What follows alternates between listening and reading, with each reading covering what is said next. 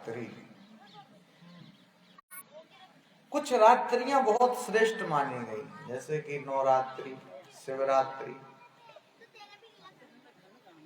शरद पूर्णिमा की रात्रि, ये रात्रियां श्रेष्ठ मानी गई। आज भगवान महादेव का विवाह महोत्सव, शंकर जी को कहा गया नटराज और कृष्ण भगवान को कहा गया नटवर। तो आज बड़ा अद्भुत संयोग बन रहा है, क्योंकि आज भगवान शिव जी का भी विवाह है और आज भगवान कृष्ण का भी विवाह है। तो दोनों का ही विवाह आज संपन्न होगा, किंतु कृष्ण का विवाह तो दिन में ही हुआ था और भगवान शिव का विवाह तो बोले रात्रि में ही हुआ था। तो बड़ा सुंदर संयोग बना है, अद्भुत संयोग है, भगवान शिव का विवाह है। विवाह का वर्णन तो मिलता है, जन्म का नहीं मिलता। इसलिए देखिए आप, राम जी का जन्म 9वीं तिथि को हुआ। 9वीं तिथि मधुमास पुनीता, शुक्ल पक्ष अभिजित हरि प्रीता। मध्य दिवस, दिन के ठीक मध्य में प्राकट्य हो गया। अच्छा, और देखिए आप, कृष्ण जन्माष्टमी। लेकिन शंकर जी का जन्म कब हुआ ये तो कोई नहीं बता सकता, ये तो कहीं वर्णन नहीं है। विवाह का तो वर्णन है, किंतु जन्म का वर्णन नहीं। महादेव स्वयंभू, स्वयंभू का अर्थ क्या होता है? बोले जो स्वयं प्रकट हुए उन्हें कहते स्वयंभू। नदी में बहते बहते अपना आकार जिन्होंने खुद बना लिया, नदी में बहते बहते कंकड़ ही बोले शंकर बन गए, वो स्वयं। अब नदी में बहते बहते ऐसे कृष्ण तो अपना आकार नहीं बना सकते। स्वयंभू, जो स्वयं प्रकट हुए, स्वयंभू से ही हो गया शंभू। ऐसे भगवान शिव है, महादेव है। महादेव की तो अद्भुत महिमा है। तो आज भवानी के साथ शंकर जी का विवाह होगा। और देखिए कैसा अद्भुत परिवार, शिव और शंकर, शिव और शक्ति दोनों एक, अर्धनारीश्वर, अद्भुत दाम्पत्य है। आधे भगवान शिव के रूप में है और आधे भगवान मां पार्वती के रूप में। पत्नी को कहा गया अर्धांगिनी। भगवान शिव ने चरितार्थ किया और बात ठीक है, स्त्री के अंदर पुरुष का तत्व है और पुरुष के अंदर स्त्री का तत्व है। इसलिए आपने देखा होगा कुछ पुरुष जो होते हैं वो हल्के हल्के से स्त्रियों के गुण उनमें दिखाई देते हैं, और कुछ स्त्रियां ऐसी होती हैं जिनमें हल्के हल्के पुरुषों के गुण दिखाई देते हैं। तो भगवान शिव अद्भुत है। आज उनका विवाह महोत्सव,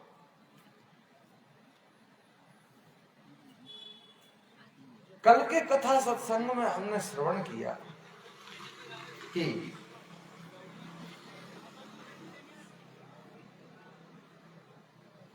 भगवान श्री कृष्ण ने श्री गिरिराज जी का पूजन कराया। नंद बाबा ने खूब कहा कि देखो पूजन तो इंद्र का ही ठीक है। श्री कृष्ण ने कहा कि नहीं नहीं, कर्म के आधार पर सृष्टि चल रही है। कर्म ना जायते जंतु, कर्म से व्यक्ति का जन्म हो रहा है। कर्म ने विलीयते, कर्म में विलीन हो जाता है।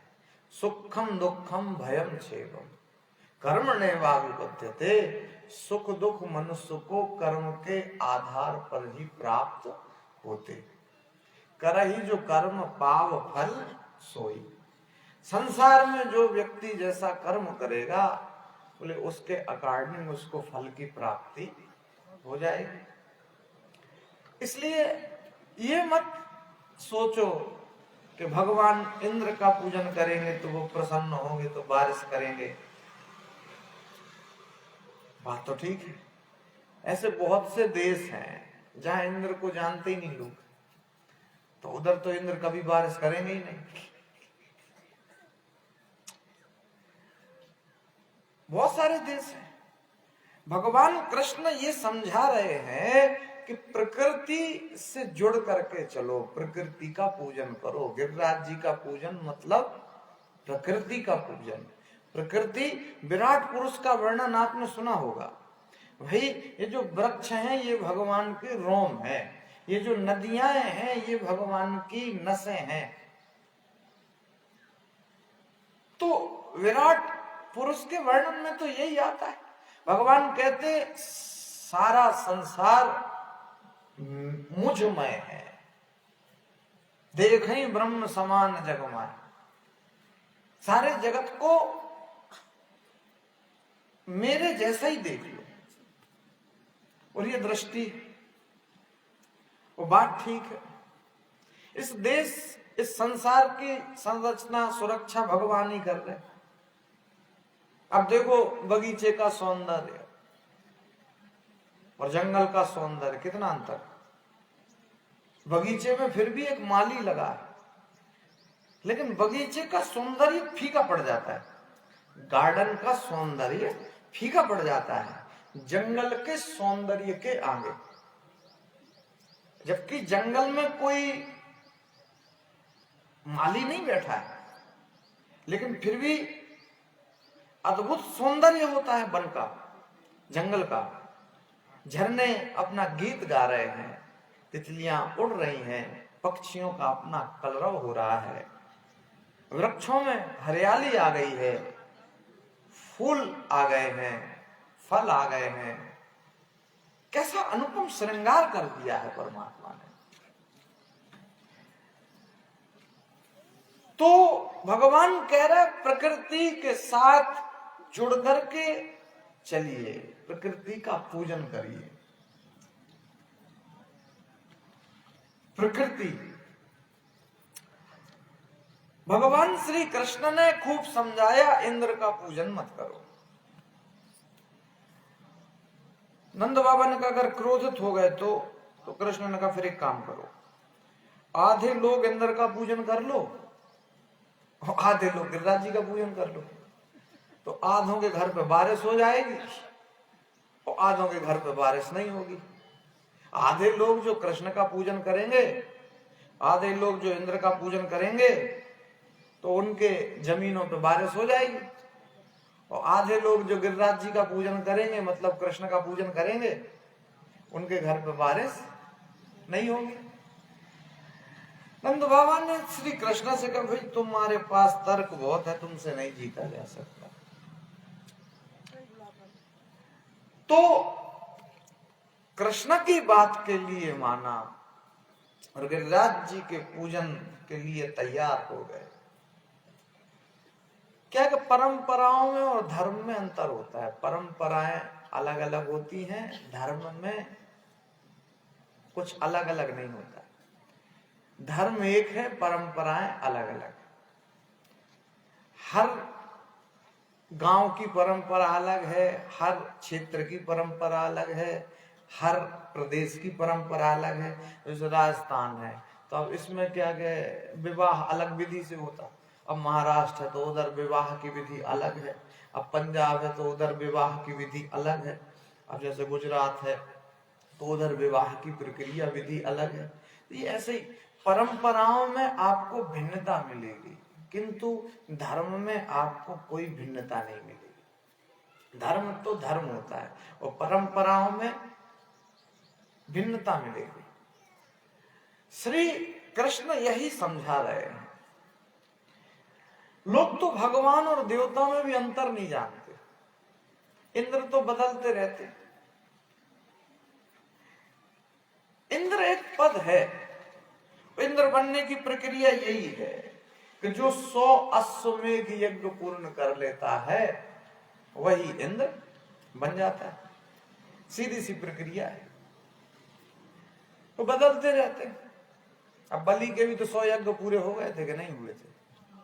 असुरों के राजा बलि 100 पूर्ण हो गए थे। 99 कंप्लीट, 100 में भगवान पहुंचे और जो दक्षिणा मांगी बलि ने उसको दिया, उसका यज्ञ पूरा हुआ। बलि ने भी 100 यज्ञ पूर्ण किए। अब बनना ही है और प्रक्रिया ही है। तो इंद्र तो बदलते रहते हैं। भगवान ने समझाया है कि श्री गिरिराज जी का पूजन करो। श्री नंद बाबा को बात जमे, सब अपने अपने घर में नाना प्रकार के पकवान बना करके ले करके गए हैं। श्री गिरिराज जी का पूजन किया है बड़े आनंद के साथ। ग्वाल वालों ने कहा कन्हैया ये तो खाते ही जा रहे, प्रसाद भी बचने देंगे क्या? भगवान ने कहा चिंता मत करो, ये डबल करने वाले देवता है। और बात तो ठीक है, डबल करते ही हैं गिरिराज जी। इसलिए तो तुम देखो कितनी भीड़ लगी रहती गिरिराज जी। बड़े बड़े सेठ जी और दंडोती परिक्रमा लगा रहे लेट लेट के। ये क्यों लगा रहे? और इसीलिए लगा रहे वो डबल कर देते।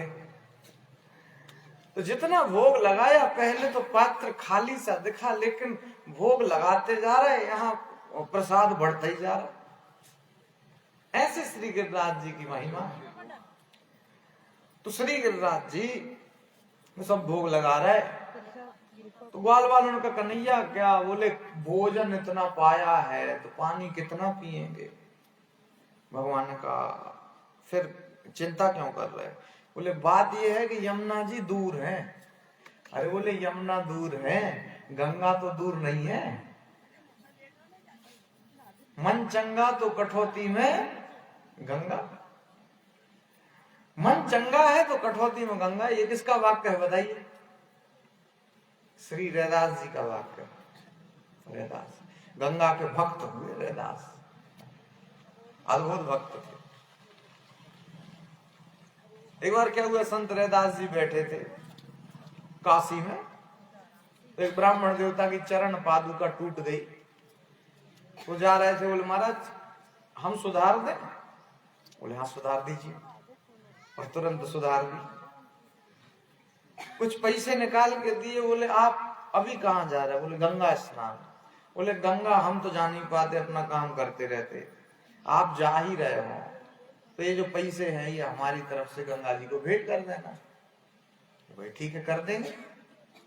और वो गए और गंगा जी में पैसे स्नान ध्यान करके लौटने लगे तो याद आया, अरे यार रैदास जी ने कहा था कि वो पैसे भेंट कर देना। ऐसे पैसे निकाले और गंगा को अर्पित किए। तो मुड़ के चलने ही लगे कि गंगा ने आवाज लगा दी, जरा सा रुको रुको रुको। तो ठहर गए। बोले ये चूड़ी लेके जाओ और मेरे भक्त रैदास को दे देना। वो सोने हीरे मोती से जड़ित बड़ी कीमती बहुमूल्य एक कंगन चूड़ी दे दी। उसको लेके आ रहे, मन में विचार आया, बोले थोड़ी ना किसी ने देखा है, जैसे अपन इसको बेच दें तो बोले इतना महंगा कौन खरीदेगा? तो बाजू वाले ने कहा कि चल चलो राजा के यहाँ वो खरीद लेंगे। राज दरबार में जा पहुंचे, कहा इसको बेचना चाहते हैं। राजा ने मुंह मांगा, धन दे दिया। अब वो समस्या एक हुई कि राजा ने वो चूड़ी रानी को दे दी। तो रानी ने कहा कि नहीं इसके जैसी दूसरी कहां है? ये तो एक ही है चूड़ी कंगन, इसके जैसा एक और कहां है? राजा ने कहा एक ही है। बोले नहीं इसके जैसा एक और लेके आओ वरना हम भोजन ही नहीं करेंगे। राजा ने कहा तो समस्या। अब भोजन पानी तो छोड़ दिया। राजन का फंस गए। राजा ने जैसे तैसे पंडित जी को खोजा, बोले महाराज इसके जैसी एक और लाओ, पैसे की चिंता मत करो। ठीक है भैया। अब वो गए गंगा जी से खूब कहे, बोले माता कृपा करो, लेकिन काहे वो बात बनी। उदास इधर उधर घूम रहे थे, रैदास जी की दृष्टि पड़ गई। पूछ लिया महाराज उदास क्यों घूम रहे? बोले बात ऐसी है कि एक चूड़ी और चाहिए। गंगा जी ने कहा था कि वो भक्त रैदास को देना, हमने नहीं दिया। बोले महाराज नहीं दिया कोई बात नहीं, हमसे ले जाओ। कितनी चूड़ियां चाहिए? बोले एक ही चाहिए बस। अपने कटौती में हाथ को डाला और चूड़ी निकाल करके दे दी। बहुत सारी चूड़ियां रख दी, आपको जितनी चाहिए ले जाओ। नहीं एक ही ठीक। और वो एक चूड़ी लेकर के गए, राजा को दिया। राजा ने जब रानी को वो पहनाया, तब कहीं जाकर के रानी प्रसन्न हुई। ऐसी गंगा माता की विशेष कृपा थी संत रैदास जी के ऊपर। अद्भुत संत थे। मीरा जी कहती हैं मिलियो गुरु रैदास,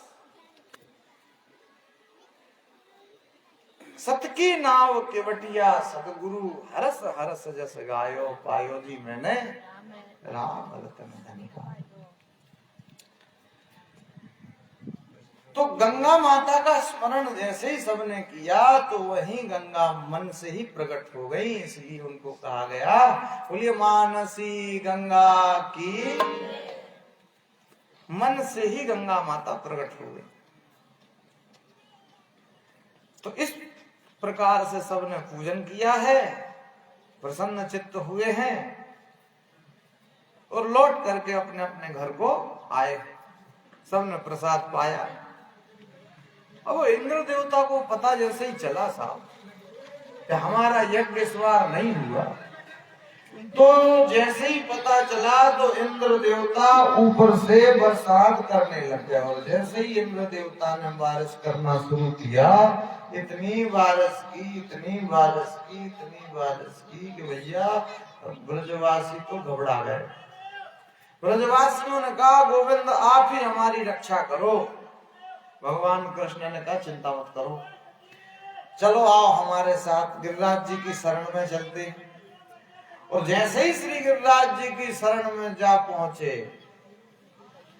तो भगवान कृष्ण ने कहा कि देखो हम जब रात्रि में सो रहे थे तो गिरिराज जी हमारे सपने में आए थे और उन्होंने कहा था कि कोई समस्या हो तो हम हल्के हो जाएंगे, हमारा वजन हल्का हो जाएगा, तो हमारे लिए तुम सब उठाना।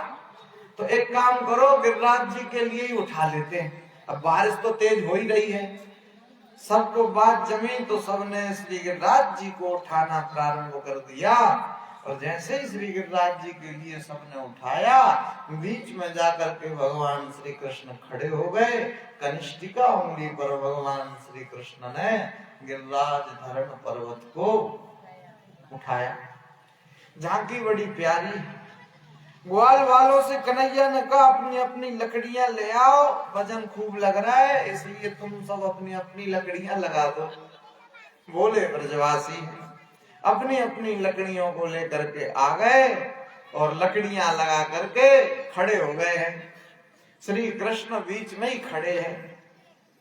झांकी बड़ी प्यारी है, बारिश बरस रही है, लेकिन एक ही पर्वत के नीचे सारे ब्रजवासी एकत्रित खड़े हुए हैं। सबके सुख में हमारा सुख है, कृष्ण ने यही समझाया।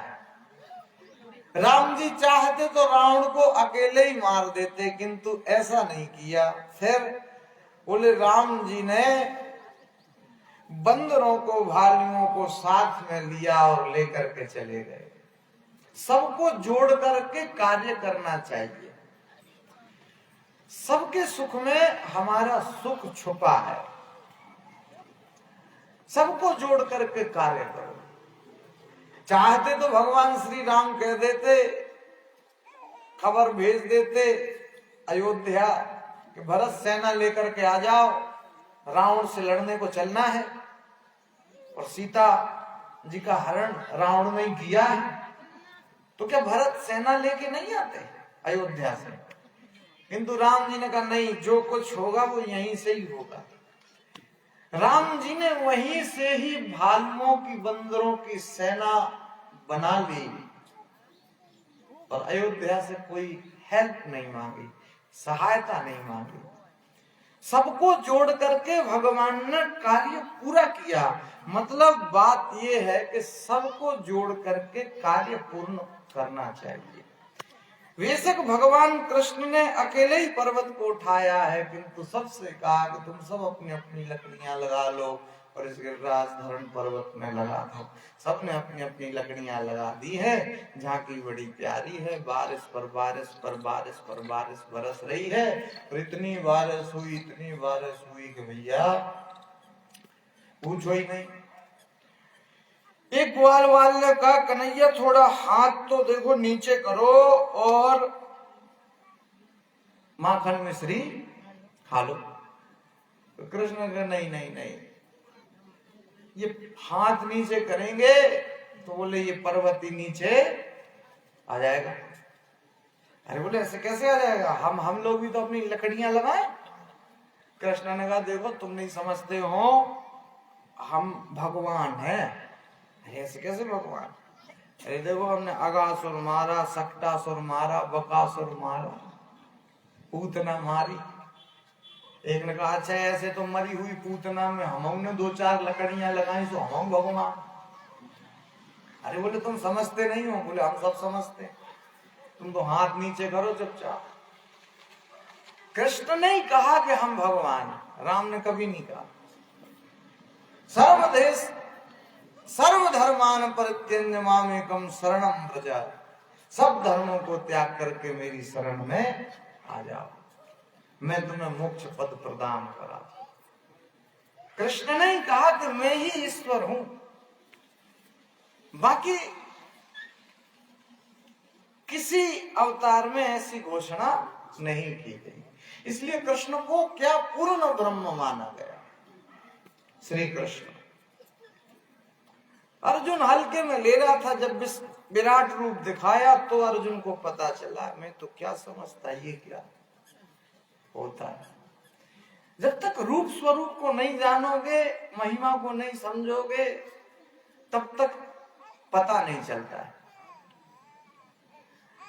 तो इस दृष्टि से भगवान गिरिराज धरण पर्वत को लेके खड़े हैं। ग्वाल वालों ने कहा हाथ नीचे करो, माखन मिश्री खाओ। हाथ नीचे करेंगे पर्वत ही नीचे आ जाएगा। बोले वो सब बहाने छोड़ो। बोले ठीक है, कस के पकड़ लो अपनी अपनी लकड़ियां, हम हाथ नीचे कर रहे हैं। बोले हाँ, सबने कस के पकड़ी। तो जैसे ही हाथ नीचे किया पट पट पट पट पट पट पट पट पट टूटने लग गई। जैसे ही टूटने लग गई, कन्हैया कन्हैया और भगवान ने पुनः पर्वत के लिए उठा लिया। ऐसी भगवान की अद्भुत लीला है।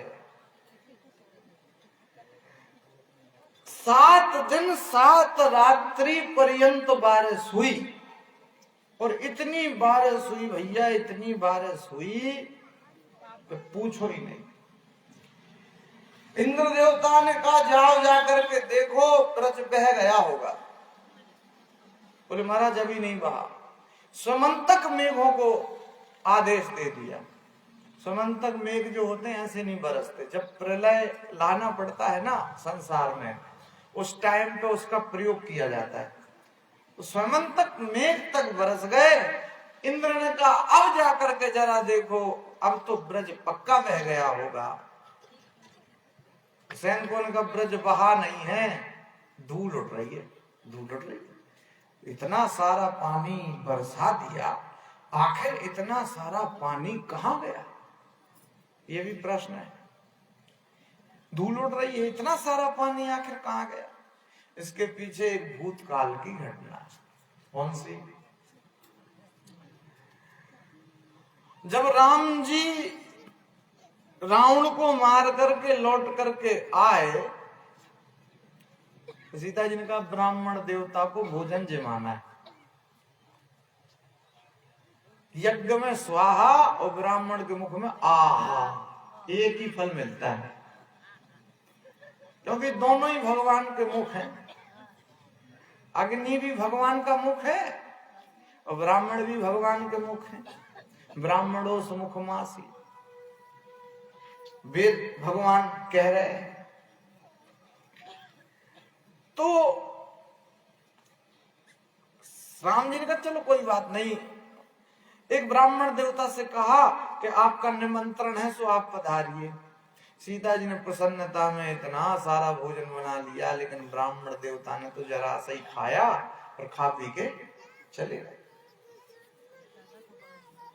तो सीता जी ने राम जी से कहा, बोले आपसे तो एक काम भी ठीक से नहीं होता। क्यों? बोले ब्राह्मण देवता ने तो खाया ही नहीं, थोड़ा सा ही भोजन पाया, इतना सारा बचा रह गया। कोई बढ़िया से ब्राह्मण देवता को बुलाते, इन्होंने तो कुछ पाया ही नहीं। तो कहा अब क्या हुआ, दूसरे ब्राह्मण देवता को बुला लेंगे। बोले हाँ, जो थोड़ा खाएं पिए, इनकी खुराक थोड़ी अच्छी हो। अरे हाँ, चिंता मत करो। और अगस्त जी दिखाई दे गए। अगस्त जी तो देखो खाने पीने में फर्स्ट नंबर के, उनका रिकॉर्ड तो आज तक कोई तोड़ ही नहीं पाया। अगस्त ऋषि का जन्म पता है कैसे हुआ था? घड़े से हुआ था, घड़े से। इसलिए उनका एक नाम था कुंभज ऋषि। घड़े को कुंभ बोलते हैं, इसलिए उनका एक नाम कुंभज ऋषि भी था। तो एक बार तो अगस्त ऋषि ने समुद्र को पी लिया था। अब उनकी कैपेसिटी का हिसाब लगा लो आप, समुद्र को ही पी गए। तो उनके आगे कौन खाने पीने में फर्स्ट थे वो।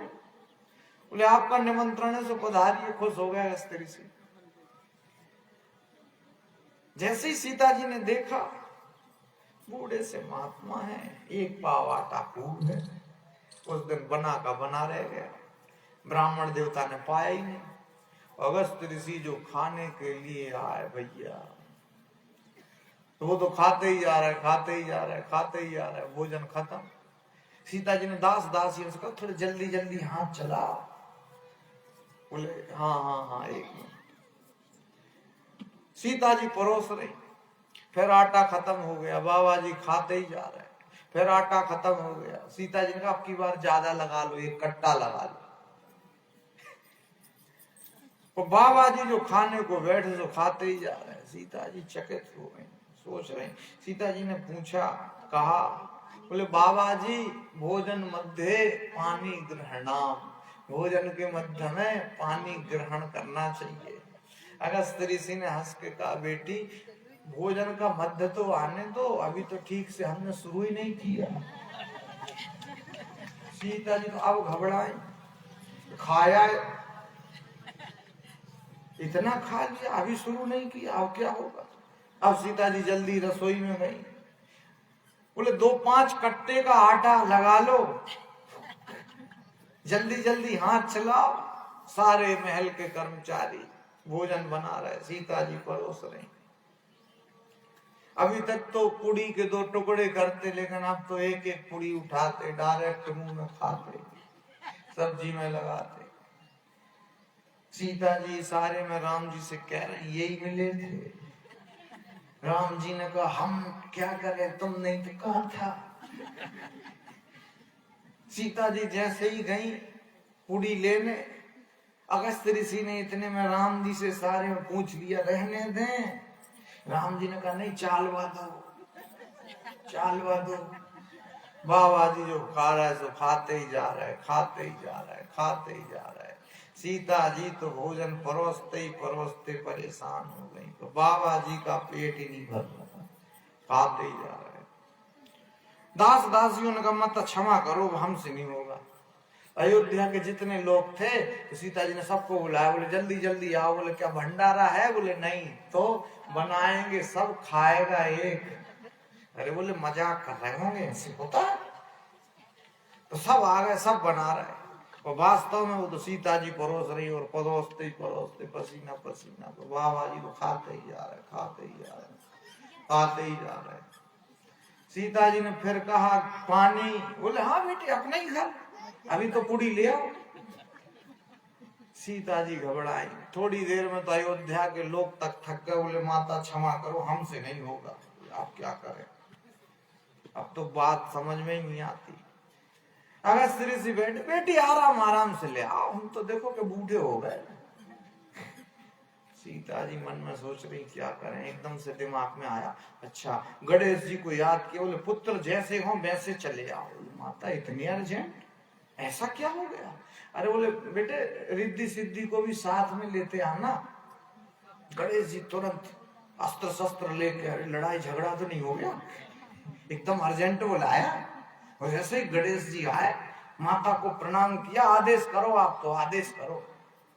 तो सीता जी ने क्या किया कि उनके अस्त्र शस्त्र तो छीने, उनसे साइड में रखे।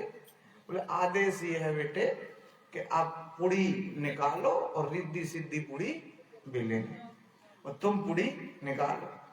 गणेश जी ने कहा ये करना है? बोले हाँ यही करना है। चलो कोई बात नहीं। तो इस प्रकार से कहते हैं साहब, गणेश जी भी पुड़ी निकालते निकालते परेशान, लेकिन भैया तो पसीना पसीना गणेश जी हो गए, रिद्धि सिद्धि थक गई। बोले माता क्षमा करो। सीता जी पुड़ी परोसते परोसते थक गई, किंतु बात बन नहीं पाई। गणेश जी कहते माता क्षमा करो, ऐसा भोजन कौन कर रहे हैं ये तो बता दो। बोले वो भोजन कर रहा है अगस्त ऋषि। अरे बोले माता जी उनका पेट कभी नहीं भर सकता, समुद्र ही पी गए, आप खुद सोचो। सीता जी पहुंची, पुड़ी बोले एक और ले आओ लास्ट। सीता जी की तो जान में जान आए, इनका पेट तो भरा। जैसे ही बाबा जी ने भोजन पाया, खड़े हुए, तो राम जी सोच रहे कि भोजन इतना पाया है तो पानी कितना पिएंगे। सूत्र यही है कि जितना भोजन करते हैं उससे डबल पानी पीते, तो आखिर कितना पानी पिएंगे। और अयोध्या में तो भैया एक नदी बहती, उसी नदी का नाम है सरजू। तो सरजू नदी है भैया, वो तो सूख जाएगी, फिर फसल कैसे होगी। तो हाथ को जोड़ करके राम जी ने कहा, बोले जल तो अभी हम आपको ग्रहण नहीं करा सकते, उसके लिए इंतजार करना पड़ेगा। अगस्त ऋषि ने कहा वाह कोई बात नहीं, इंतजार कर लेंगे। तो बोले द्वापर युग में जब इंद्र देवता बारिश करेंगे, उस बारिश का जल आप ग्रहण कर लेना। बोले चलो बात ठीक है। और जब के प्यासे बैठे, जब के, और आज कहीं जाकर के देखो स्क्रिप्ट पहले लिखी जा चुकी कि कृष्ण अवतार में हमको क्या क्या करना है। इंद्र के अभिमान को दूर करेंगे, वो क्रोधित होकर के बारिश करेगा, और उस बरसात के जल के लिए आपको ग्रहण करना है। पहले ही भगवान ने विचार बना लिया था कि हमें ऐसा ऐसा करना है। लेकिन कृष्ण तो पूर्ण अवतार, पहले ही विचार बना लिया। तो आज इंद्र देवता ने बारिश की है, उस बारिश के जल के लिए श्री अगस्त जी महाराज ने पान किया है। अगस्त जी पीते गए पीते गए पीते गए, देखा तो वास्तव में ब्रज में तो यह धूल उड़ रही है साहब, धूल उड़ रही है। इंद्र देवता ने जैसे ही देखा, इंद्र देवता आए हैं, भगवान से क्षमा याचना मांगी है। भगवान श्री कृष्ण इंद्र देवता से प्रसन्न हो गए। सुंदर इंद्र देवता ने भगवान की स्तुति की है। विशुद्ध सत्वं तव धाम शांतम तपोमयम ध्वस्त रजस्तमस्कम मायामयोहम गुण संप्रवाहो ना विद्यते ते अग्रहाणुबंधा। विशुद्ध सत्वम, आप सत्य स्वरूप हैं। तव धाम शांतम, आपका जो स्वभाव है वो शांतिमय है। भगवान विष्णु को क्रोध आता ही नहीं, शांत रहते हैं। शांताकारम भुजगशयनम पद्मनाभम सुरेशम। तपोमयम ध्वस्तरजस्तमस्कम मायामयो हम गुण संप्रवाहो। माया जो है वो आपके चरणों की दासी है। ना विद्यते ते अग्रहाणुबंध। छोटे बालक कोई गलती कर देते हैं तो बड़े तो उन्हें क्षमा कर देते। तो इस प्रकार से भगवान इंद्र देवता से खुश हो गए। आप देखो इंद्र से तो खुश हो गए कृष्ण, लेकिन ब्रह्मा जी से खुश नहीं हुए। जबकि ब्रह्मा जी ने जो स्तुति की थी ना, ब्रह्मा जी की स्तुति इंद्र देवता की स्तुति से ज्यादा अच्छी है। नैमिड्य बपुसे तड़िदम्बराय गुंजा वसंत परिपिच्छल सन्मुखाय, तो ये वाली स्तुति ज्यादा अच्छी है। लेकिन ब्रह्मा जी से भगवान प्रसन्न नहीं हुए, किंतु इंद्र देवता से प्रसन्न हो गए। ब्रह्मा जी से प्रसन्न क्यों नहीं हुए? बोले ब्रह्मा जी से प्रसन्न इसीलिए नहीं हुए क्योंकि ब्रह्मा जी ने जो अपराध किया वो क्षमा योग्य नहीं था। वो क्यों नहीं था? कौन सी गलती की? भगवान कहते हैं मुझे प्रिय है गाय बछड़े ग्वाल बाल, ब्रजवासी वल्लभ सदा मोरे प्राण आधार। और उन्हीं ब्रजवासियों को, उन्हीं ग्वाल बाल गाय बछड़ों को ब्रह्मा जी ने भगवान से दूर कर दिया। इसी वजह से बोले भगवान ब्रह्मा जी से प्रसन्न नहीं हुए श्री कृष्ण, ब्रह्मा जी से खुश नहीं हुए श्री कृष्ण, लेकिन खुश हो गए किससे? बोले इंद्र देवता से। बोले वो क्यों? अरे बोले भैया जब पर्वत के लिए उठाया तो उस पर्वत के नीचे बोले सारे ब्रजवासी गाय बछड़े एकत्रित हो गए। यानी ब्रजवासी गाय बछड़े कृष्ण से दूर नहीं गए, एक ही पर्वत के नीचे बोले सब के सब पहुंच गए। इसी दृष्टि से साहब भगवान प्रसन्न ही नहीं हुए ब्रह्मा जी से, लेकिन इंद्र से खुश हो गए। इंद्र ने गलती की, लेकिन वो गलती क्षमा करने वाली गलती थी, भगवान ने क्षमा कर दिया। इस प्रकार से सुंदर स्तुति की है इंद्र देवता ने और चले गए हैं। समय काल कुछ बीता है। नंद बाबा सो रहे हैं तो सोते सोते नंद बाबा की अर्धरात्रि में ही आंख खुल गई। तो सोचा कि सवेरा हो गया, लेकिन सवेरा तो हुआ ही नहीं। अब पुराने जमाने में देखो घड़ी वगैरह तो चलती नहीं थी, तो घड़ी वगैरह तो थी नहीं, तो सोचा कि सवेरा हो गया। वो तो स्नान करने के लिए जमुना जी में जाने लग गए। क्या होता है कि वृद्ध आदमियों के लिए नींद कम आती, उम्र से नींद का लेना देना होता है। जैसे बच्चा होता है ना छोटा, तो वो 24 घंटे में से 23 घंटे तो सोता है, एक आध घंटे आंख खोल देता है। फिर जैसे जैसे उसकी उम्र बढ़ती जाती है ना, तो ऐसे जैसे 4 घंटे सोएगा, मतलब 4 घंटे खेलेगा और 20 घंटे सोएगा, ये ऐसे चलता रहता है। इसलिए यवान को नींद ज्यादा आती है, आपने देखा होगा, ज्यादा सोते जो यवान लड़के होते ज्यादा सोते, और वृद्ध उनकी तो नींद वही 2-4 घंटे की बच पाती। जब देखो जब रात में जाग ही रहे दादा, जब देखो जाग ही रहे, ऐसे होता है। नींद का कांटेक्ट उम्र से होता है। बुढ़ापे में क्या होता है कि ये जो रक्त का संचार होता है ना, वो कम हो जाता है। बुढ़ापे तक मनुष्य का शरीर कमजोर हो जाता है, हड्डियां भी, आंख से दिखना भी कम हो गया, कान से सुनना भी कम हो गया, पैरों से चलना भी ठीक नहीं आ पा रहा, तो ऐसे उसका शरीर धीरे धीरे कमजोर हो जाता है। ऐसे नींद भी कम हो जाती। फिर जिस टाइप का काम करते हैं उस टाइप की नींद आ जाती नहीं। अब जैसे कोई मेहनत का काम नहीं किया, बैठे ही हैं, तो एक तो पेट हो गया इतना बड़ा और फिर दूसरी नींद भी नहीं आ रही। कई लोगों को तो नींद की गोली खाते खाते भी नींद नहीं आती। लेकिन कई लोगों को तो कथा में ही नींद आ जाती। ये भी मामला ठीक है। एक सज्जन ने कहा, बोले कथा में आ जाती है नींद। हमने कहा वाह, घर में फिर कथा ही सुना करो, आ जाएगी नींद। आप तो मोबाइल में लगा लो चुपचाप और बस तकिए के यहाँ रख लो, और आ जाए तो सो जाओ, बढ़िया, अच्छा भी है। प्रभु का नाम सुनते सुनते सो जाओगे तो अच्छा ही तो है, इसमें क्या बुरा है, बढ़िया है।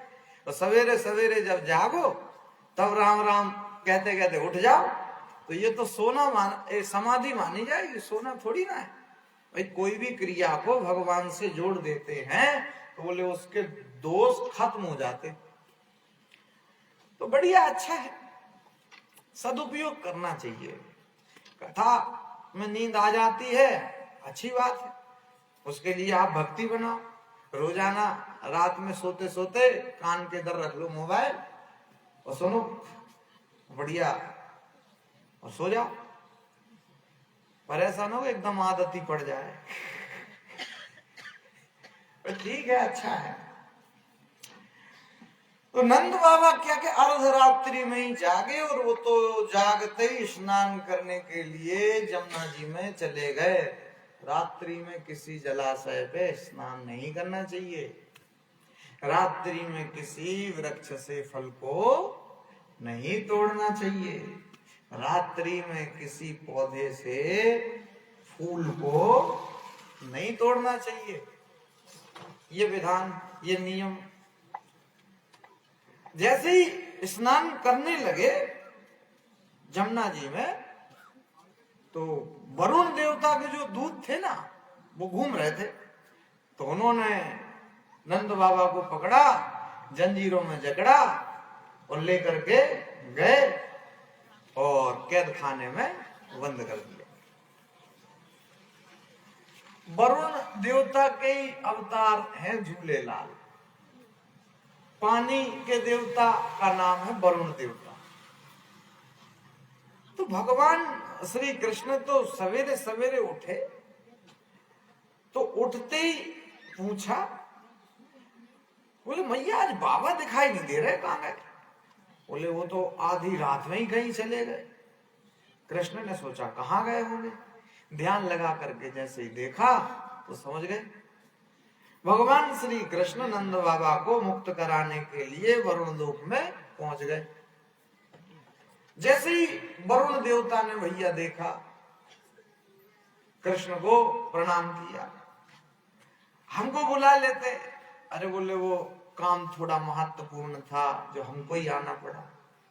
कोई बात नहीं, आदेश करो, इसी बहाने हम भी धन्य हो गए जो आप पधारे। बोले जिनको आपने बंद कर रखा है कैद खाने में वो हमारे पिताजी।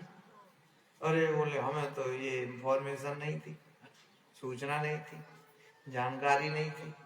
कोई बात नहीं, जिस सैनिक लोग पकड़ के ले आए इन्होंने बंद कर दिया। बस नंद बाबा को मुक्त कराया, कृष्ण को प्रणाम किया है। सुंदर वरुण देवता ने श्री कृष्ण की स्तुति की है। भगवान कृष्ण प्रसन्न होकर के नंद बाबा को लेकर के आए हैं। समय काल कुछ बीता है, शरद पूर्णिमा की रात्रि आई, और ऐसी शरद पूर्णिमा की रात्रि में भगवान श्री कृष्ण बांसुरी बजाने लग गए। कृष्ण की बांसुरी बड़ी अद्भुत है।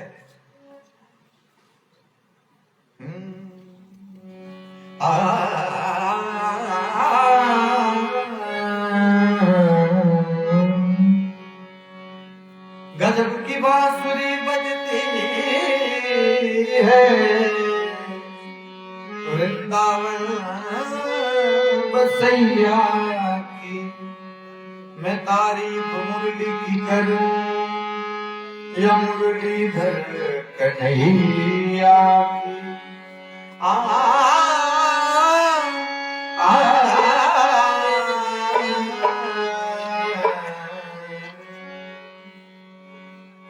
कृष्ण की बांसुरी अद्भुत। जो जमुना बहती है और कृष्ण बांसुरी बजा देते हैं, वो यमुना बोले वहीं रुक जाती।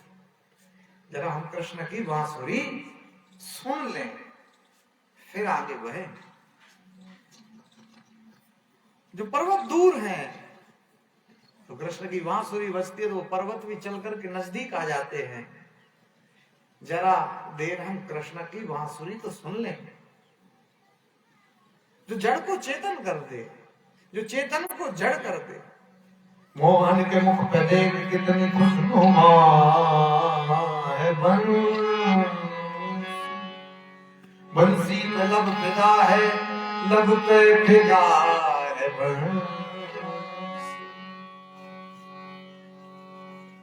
जो जड़ को चेतन कर दे, चेतन को जड़ कर दे, ऐसे श्री कृष्ण की बांसुरी, अद्भुत श्री कृष्ण बांसुरी बजाते। राम का रूप बड़ा अद्भुत है और कृष्ण की बांसुरी बड़ी अद्भुत है। राम को जो देखा वो देखता ही रह गया। सूर्य भगवान राम जी को देखा तो 1 महीने का 1 दिन बना लिया। मास दिवस कर दिवस भाव राजा नहीं को रत समय कर बिठा के निशा कवन विधि। सूर्य ने 1 महीने का 1 दिन बना लिया। राम जी को जो देखता ना वो देखता ही रह जाता। ऐसे श्री राम शंकर जी ने देखा बस देखते रह गए, जनक जी ने देखा बस देखते रह गए। जाकी रही भावना जैसी प्रभु मूरत देखी तिन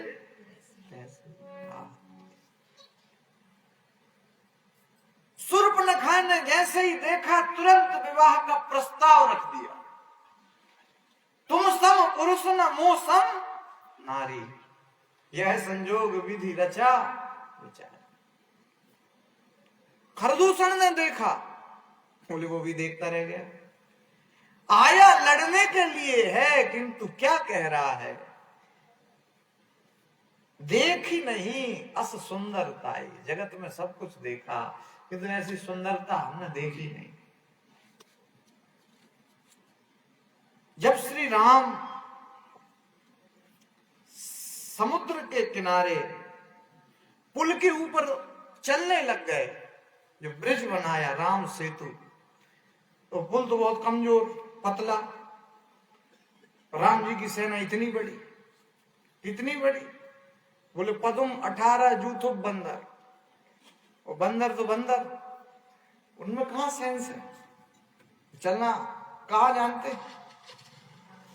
तो वो ऐसा कि पतला सा ब्रिज सेतु, उस पर श्री राम चल रहे।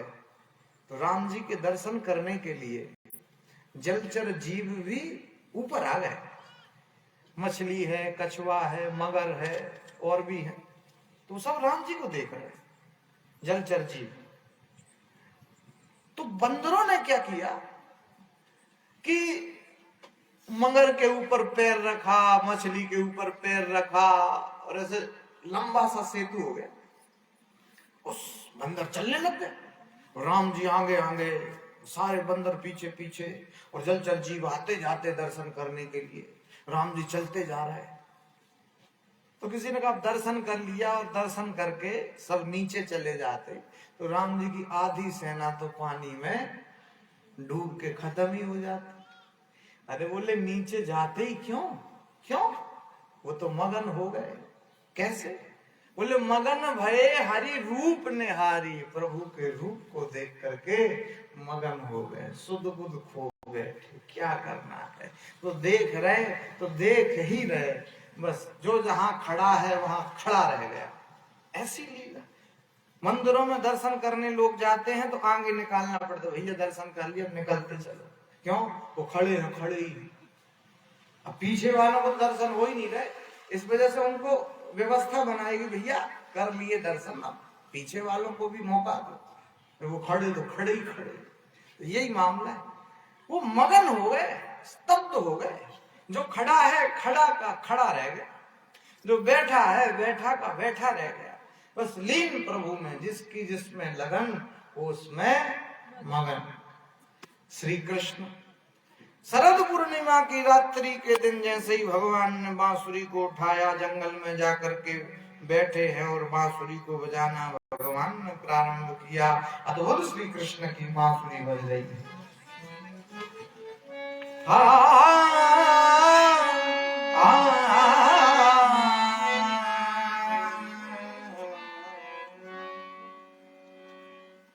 जमुना किनारे हरिवंशी बजावे छेड़ श्री ताल सबरिया कि गजरा गिर गया जमुना तट पे, गजरा गिर गया जमुना तट पे, गजरा गिर गया जमुना तट पे, गजरा गिर गया जमुना तट पे।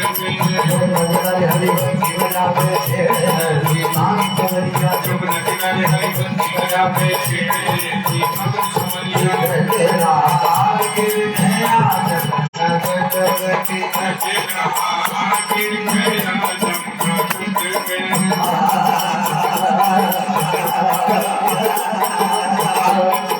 गजरा गजरा गजरा गिर गया जमुना तट पे, गजरा गिर गया जमुना तट पे। यमुना किनारे बंसी बजावे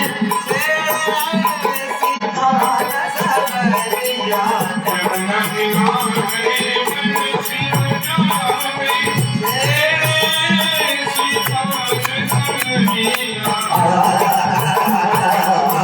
जमुना किनारे, जमुना किनारे, जमुना किनारे बंसी बजावे सबरिया, जमुना किनारे बंसी बजावे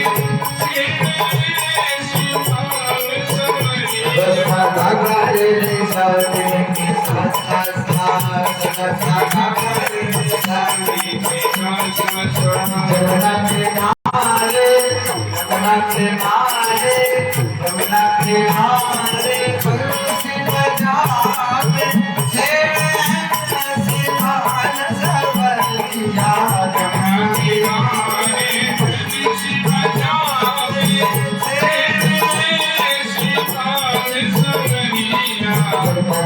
हरिवंशी बजावे श्री नाम सबरिया, हरिवंशी बजावे श्री नाम सबरिया।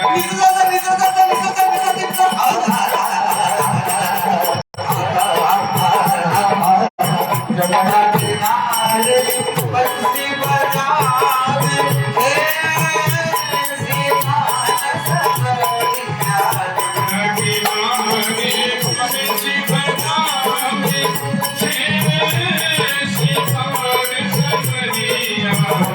हरिवंशी बजावे श्री नाम सबरिया, हरिवंशी बजावे श्री नाम सबरिया। गजरा गिर गया जमुना तट पे, गजरा गिर गया जमुना तट पे, गजरा गिर गया जमुना तट पे, गजरा गिर गया जमुना तट पे।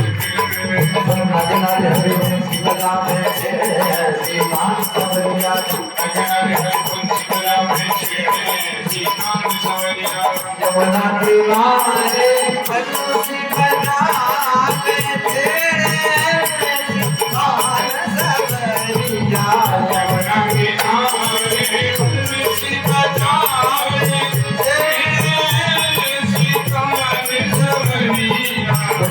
किनारे बंसी बजावे सबरिया, हरिवंशी बजावे श्री नाम सबरिया, जमुना किनारे हरिवंशी बजावे श्री नाम सबरिया। जमुना किनारे हरिवंशी बजावे श्री नाम सबरिया, जमुना किनारे हरिवंशी बजावे श्री नाम सबरिया। गजरा गिर गया जमुना तट पे, गजरा गिर गया जमुना तट पे, गजरा गिर गया जमुना तट पे, गजरा गिर गया जमुना तट पे। गजरा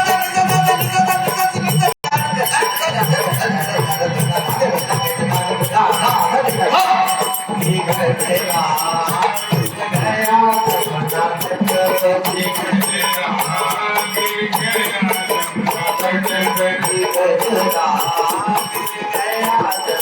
श्री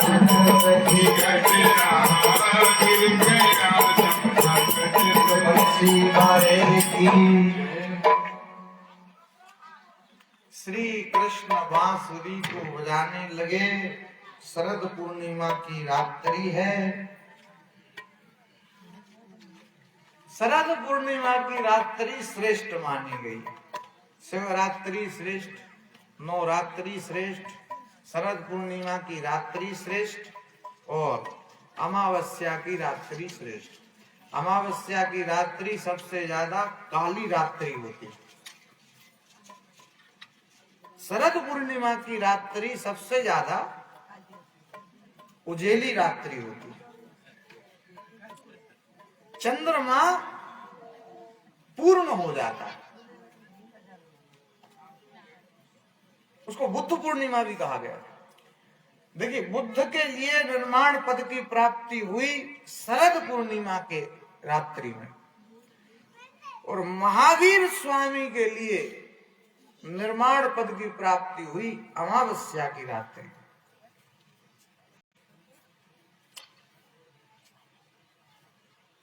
महावीर स्वामी जी के बचपन का नाम था वर्धमान, और भगवान बुद्ध के बचपन का नाम था सिद्धार्थ।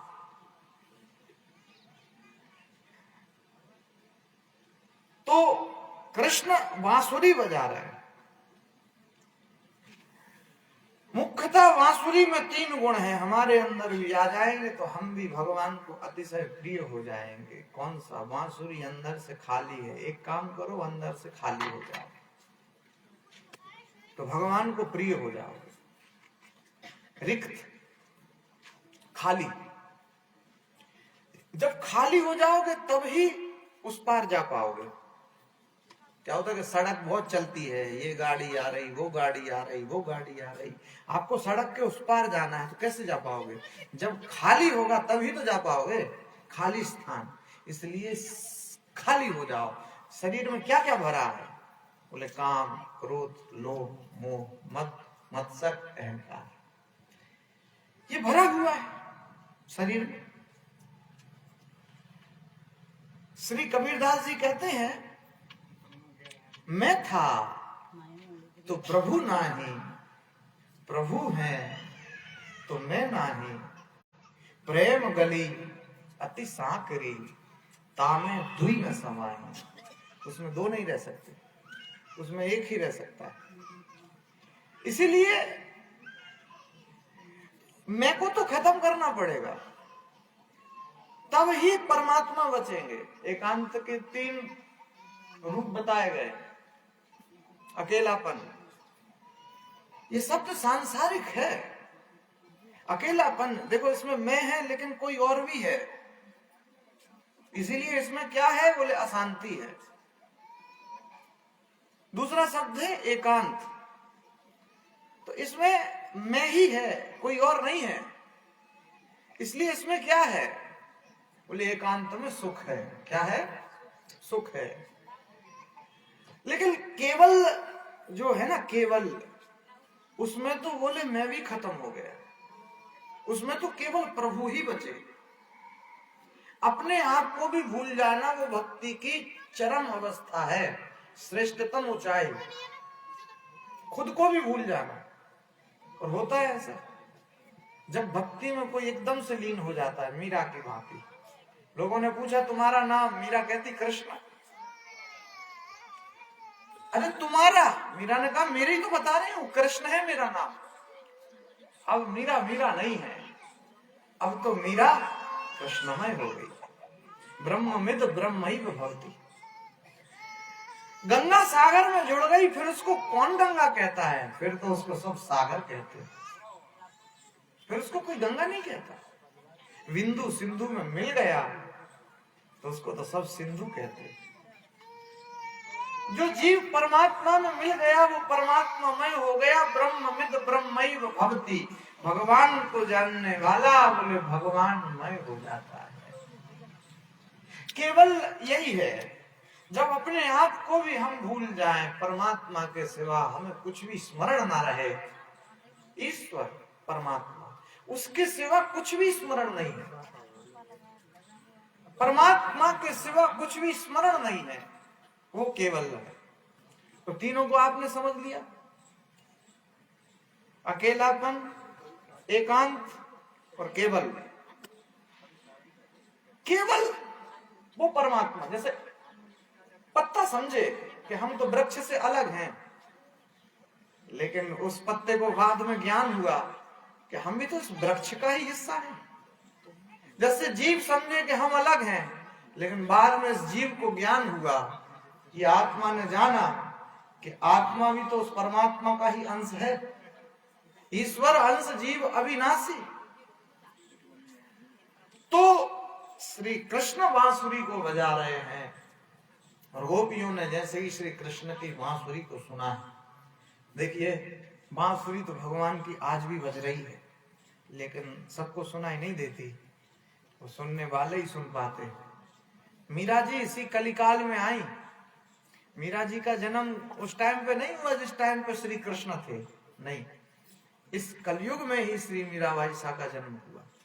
ये समकालीन संत हैं, मीराबाई शाह, तुलसीदास जी, कबीरदास जी, ये सब समकालीन संत, वो भक्ति युग है। तो बांसुरी कृष्ण की गोपियों ने सुनी, गोपियां जाने लग गई। एक गोपी झाड़ू लगा रही, उसने छोड़ा और भागी। एक गोपी भोजन बना रही, उसने कृष्ण की बांसुरी को सुना और रोटी तवे पे ही पड़ी रह गई और वो भागी। एक गोपी श्रृंगार कर रही थी, जैसे ही बांसुरी को सुना तो आंख वाला सिस्टम मुंह में लगा और मुंह वाला सिस्टम आंख में लगा और भागी। एक गोपी पति को भोजन करा रही थी और बांसुरी को जैसे ही सुना तो वो भागी। सब गोपियां भागती चली जा रही। एक ललिता नाम की गोपी जाने लगी तो उसके पति ने कहा तुम नहीं जा सकती। बोले मैं जाके मानूंगी। बोले तुम नहीं जा सकती। उसने बंद किया कमरे में, दरवाजे लगाए, कुंडी लगा दी, ताला लगा दिया, अब जाके दिखाओ। कहते हैं उसके प्राणांत हो गए, शरीर तो वहीं रहा लेकिन आत्मा से वो रास पंचाध्यायी में सम्मिलित हो गई। संतों ने कहा वो जो ललिता नाम की गोपी थी वही अगले जन्म में मीरा बन गई।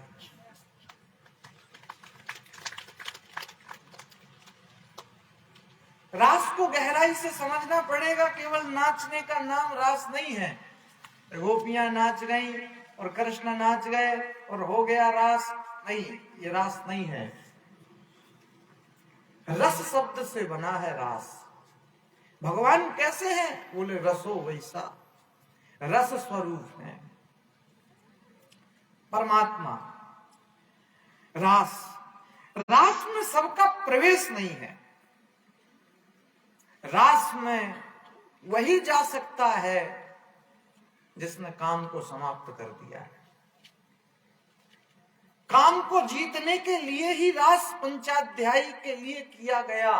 काम विजय रक्षार्थम सेयम रास लीला, काम को जीतने के लिए। ये दृष्टि है, जैसे देखोगे वैसे ही दिखाई देगा। जैसे एक व्यक्ति ने गाय को देखा तो उस गाय में उसको मांस दिखाई दिया क्योंकि वो कसाई था। एक व्यक्ति ने गाय को देखा तो उस गाय में उसको मां दिखाई दे गई क्योंकि वो गाय का दूध पी के बड़ा हुआ था और रोजाना गऊ का दूध पीता था। एक व्यक्ति ने गाय को देखा तो उसमें उसको औषधि नजर आ गई। औषधि, ब्लड प्रेशर बढ़ता है घटता है, आप रोजाना 1 घंटे गाय के ऊपर हाथ घुमाइए, ब्लड प्रेशर आपका बराबर रहेगा। जिसका घटता है उसका बढ़ेगा नहीं, जिसका बढ़ता है उसका बढ़ेगा नहीं, बराबर रहेगा। जिसका घटता है उसका घटेगा नहीं, बराबर में रहेगा। गौमूत्र से कैंसर जैसे रोग समाप्त हो जाते हैं। गाय माता के दूध से कितने कितने रोग समाप्त हो जाते। गौ सेवा करिए आप, गौ सेवा। भैंस भी ठीक है। गाय का बच्चा देखा, गाय का दूध पी के क्या उछल कूद करता है, लंबी लंबी छलांग लगाता है गाय का बच्चा, बछड़ा। भैंस का बच्चा देखा, भैंस का बच्चा वहीं भैंस का दूध पी के वहीं के वहीं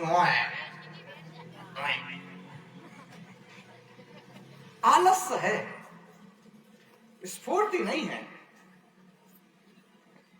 आलस्य है। गाय के बछड़े में कोई आलस्य नहीं है, स्फूर्ति है।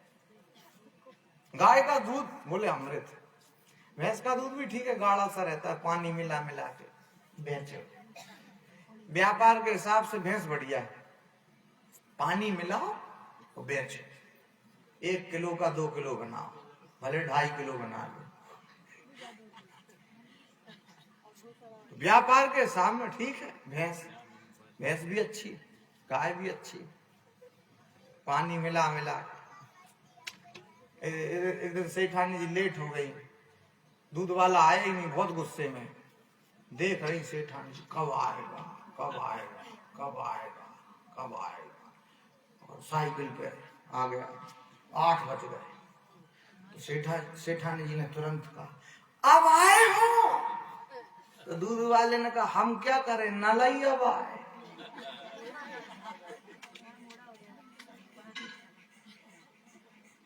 बोले नल से दूध का क्या लेना देना है? बोले वही तो गणित है। जब नल आ गए, जब पानी आ गया, जब हमने पानी मिला दिया दूध में, जब हम आ पाए, दूध कहता है पानी से कि तुम्हें हम अपने भाव में बिकवा देंगे।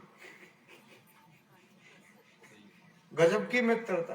पानी का कोई रेट है जिस चाहे हैंड पाइप से निकाल लो, और दूध ढूंढे ढूंढे नहीं मिलता, और शुद्ध तो मिलता ही नहीं। और पैकेट से तो अच्छा ही है जो मिल रहा है, जैसा है अच्छा है, मस्त रहिए। तो देखो भैया, भगवान अपनी तरत्री शरदो पुण्य मल्लिका वीक्षमरंतु मनश्चक्रे योग मायामुपाश्रिता। देखो भगवान शब्द से इस प्रसंग का मंगलाचरण प्रारंभ हो रहा है। भगवान, भगवान किसे कहते हैं? आजकल तो एक फैशन सा चल गया, अधिक धन सा आ गया, चेले ज्यादा हो गए, VIP आश्रम बनवा लिए, बस अपने नाम के आगे लिख दिया भगवान। कुछ जाता है? भक्त भी बेचारे सीधे साधे होते, बुद्धि तो उन्हें लगाने नहीं, वो भी मान लेते कि हाँ भगवान।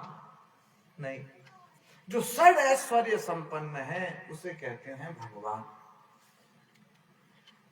जिसके वश में ये प्रकृति है उन्हें बोलते हैं भगवान।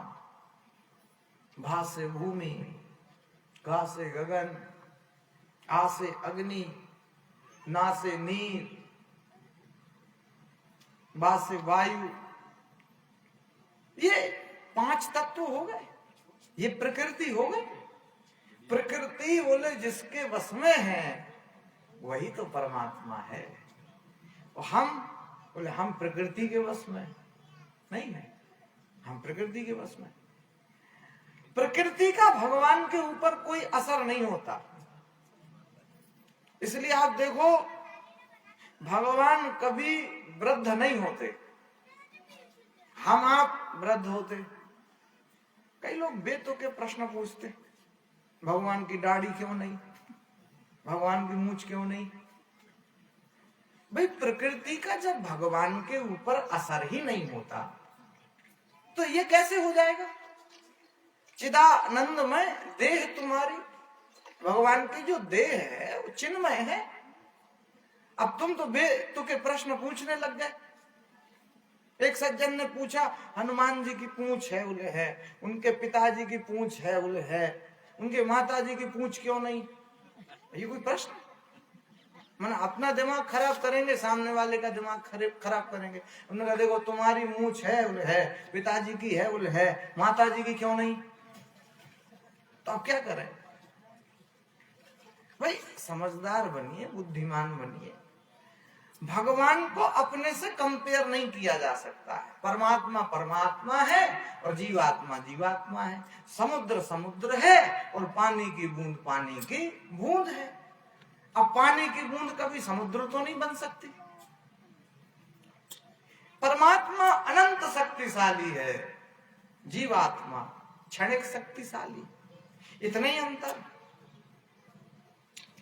तो भगवान पीतरात्रि शरदो फुल्ल मल्लिका, शरद पूर्णिमा की रात्रि है, फुल्ल मल्लिका यानी मल्लिका के फूल खिले हुए हैं। अब देखो मल्लिका के जो फूल होते हैं वो तो शरद ऋतु में नहीं खिलते हैं, वो तो श्रावण मास में खिलते हैं। लेकिन नहीं, ऐसा लिखा है शरद ऋतु में ही मल्लिका के फूल खिल गए। ये कैसे संभव है? ये कैसे पॉसिबल है? अरे भाई इसको ऐसे ही समझ लो, आजकल हर मौसम में हर सब्जी खाने को हमें मिल जाती। पहले ऐसा नहीं था। पहले क्या था कि ऋतु के हिसाब से सब्जियां मिलती थी। एक समय आता था जो टमाटर मिल पाते थे, आजकल तो आप जब चाय ले आओ मार्केट में जाके। एक समय आता था जो धना की पत्ती मिल पाती थी, आजकल तो आप जब चाय ले आओ, जब चाहे मिर्ची मिल रही, जब चाहे आलू मिल रहा, जब चाहे कितनी सब्जियां हैं, सब सब्जियां मिल रही। कैसे मिल रही? क्या होता है कि जिस सब्जी के लिए जितना टेम्परेचर चाहिए उतना टेम्परेचर उसके सामने उसको दे दिया, तो सब्जी उग आई। अब स्वाद आए ना आए वो अलग मैटर, पर सब्जी तो आपको उपलब्ध है। तो बस इसी प्रकार से भगवान ने क्या किया कि शरद ऋतु में श्रावण मास को मिक्स कर दिया और भगवान अपनी बांसुरी के लिए बजाने लग गए। कृष्णस्तु यौवनम दृष्ट्वा निशि चंद्रमा शोभनम। चंद्रमा निकले हुए हैं, चंद्रमा भी दो हुए। ये भी कई बार प्रश्न आता है दिमाग में, यार वो एक तो शंकर जी के सिर पे है चंद्रमा और एक जिनसे चंद्रवंश चला, बुध हुए, फिर पुरुरुवा हुए, फिर चंद्रमा, इधर से ही तो ब्रह्मा जी के पुत्र, तो इधर से ये चंद्रवंश चला गया ना। तो अब विचार तो आते ही है कि भाई चंद्रमा, अरे देखो चंद्रमा दो हुए, एक की उत्पत्ति तो देखो समुद्र मंथन से बताई गई, जो शंकर जी के यहाँ है उनको दे दिया रत्न में से एक, और एक तो चंद्रमा जिनसे ये चंद्र वंश चला, तो चंद्रमा निकला हुआ है। निशि चंद्रमा शोभनम शरदोचान सारम्याम मनश्चक्रे रतिम प्रति। कृष्ण बांसुरी बजा रहे हैं, गोपियां कृष्ण के पास पहुंची हैं, भगवान ने सबका स्वागत किया है। स्वागतम वो महाभाग अस्यताम करवाम किम, आइए आप सभी का स्वागत है, तुम सब बड़भागी हो। महाभाग यानी बड़भागी क्यों कह दिया? संसार में बड़भागी कौन है? अरे भैया संसार में बड़भागी वही है जो अपने काम को छोड़ करके राम की शरण में जाकर के बैठ गया है। काम तो जीवन भर रहेगा, जिंदगी भर रहेगा, काम कभी खत्म होता है? कभी नहीं हो सकता, काम तो रहेगा। हम क्या करते हैं, काम के चक्कर में राम को छोड़ देते हैं। नहीं, राम के चक्कर में आप काम को छोड़ दोगे तो आप बड़भागी कहलाओगे। तो हम ये नहीं कह रहे कि काम धंधा छोड़ के तुम तो राम राम जपने लग जाओ, नहीं। कर से कर्म करहु विधि नाना, मन राखो जहां कृपा निधाना। बोले हाथों से अपना कर्म तो करो किंतु मन परमात्मा में लगाओ। भक्त वही है, धाये धाम काम सब त्यागी, मनोरंक निधि लूटन लागी। काम कभी खत्म थोड़ी ना हो सकता है, तो चालू रहेगा। इसलिए मैं बार बार कहता हूं कथाओं में कि भाई तुम्हारी संपत्ति का हिसाब थोड़ी ना होगा मरने के बाद, तुम्हारे कर्मों का हिसाब होगा। तुमने कितनी संपत्ति जोड़ के रख रखी है, उससे क्या लेना देना है? तुमने कर्म कैसे किए हैं उसका हिसाब होगा।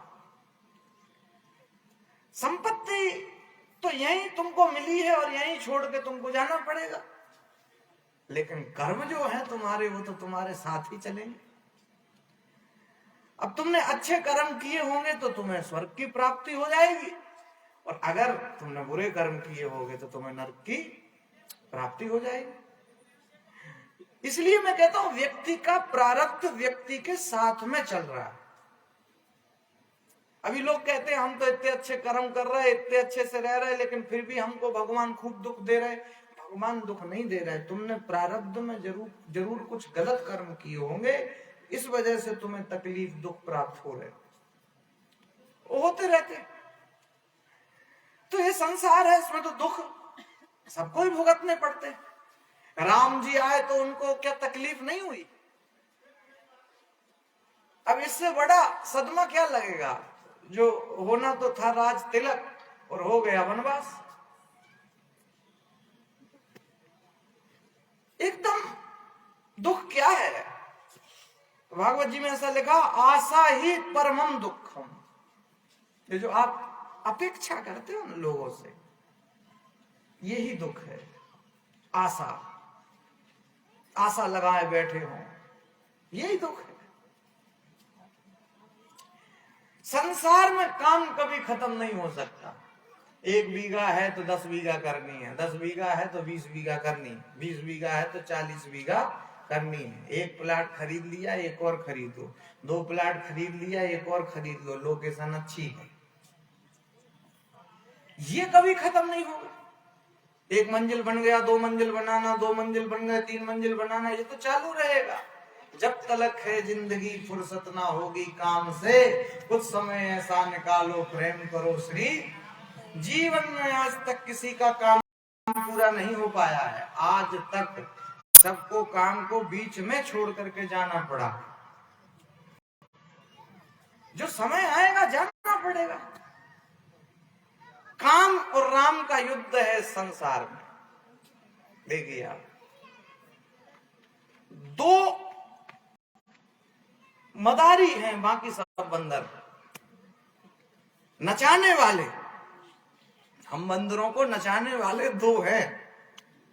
एक तो राम जी नचा रहे, सबई नचावत राम गोसाई, और एक श्री तुलसीदास जी कह रहे हैं कि नारी विवश नर सकल गोसाई, नाचहि नर मरकट की नाई।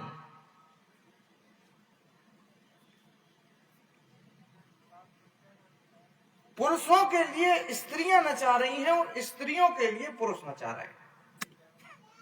दोनों परस्पर हैं, क्योंकि स्त्री भी काम का रूप है और पुरुष भी काम का रूप है। 2 ही है संसार में, राम और काम। राम मतलब राम और काम मतलब काम। ये सब काम में आता है। हम ये कर रहे हैं, वो कर रहे हैं, इधर जा रहा है, उधर जा रहा है, रिश्तेदारी, हमका ढमका, जो कुछ है वो सब काम में आता है। 2 पार्ट हैं, राम और काम। ऊर्जा ऊपर जाएगी तो राम से मिलाएगी, ऊर्जा अगर नीचे जाएगी तो काम से मिलाएगी। ऊर्जा का सारा खेल है। इसलिए कुछ बंदर राम के हैं और कुछ बंदर काम के भी हैं। हालांकि काम के जो बंदर हैं उन्हें कुछ मिलने वाला तो नहीं है, क्योंकि काम तो कभी पूरा नहीं होता। हाँ, राम जिसको मिले हैं उसको पूरे मिले हैं। कभी राम किसी को अधूरे नहीं मिले।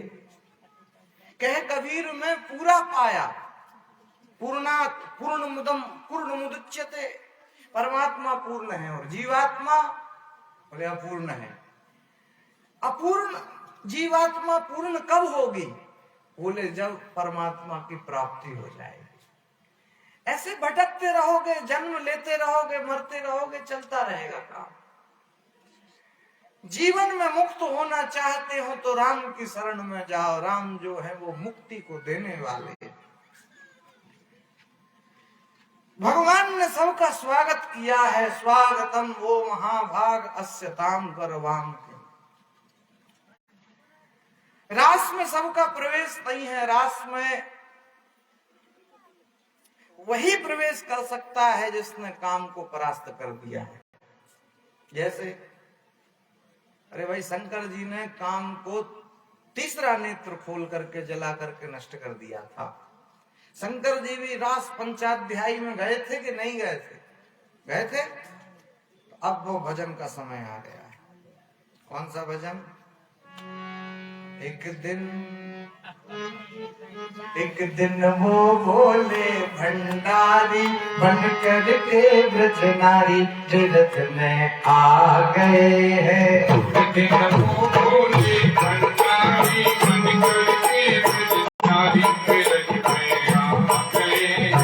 पार्वती जी मना के हारी ना माने चितगारी तीर्थ में आ गए हैं। पार्वती जी मना के हारी ना माने त्रिपुरारी तीर्थ में आ गए हैं। पार्वती से बोले मैं भी चलूंगा तेरे संग में। पार्वती से बोले मैं भी चलूंगा तेरे संग में। राधा संग श्याम नाचे मैं भी नाचूंगा तेरे संग में। राधा संग श्याम नाचे मैं भी नाचूंगा तेरे संग में। रास रचेगा कुछ में भारी मुझे दिखाओ प्यारी तीर्थ में आ गए।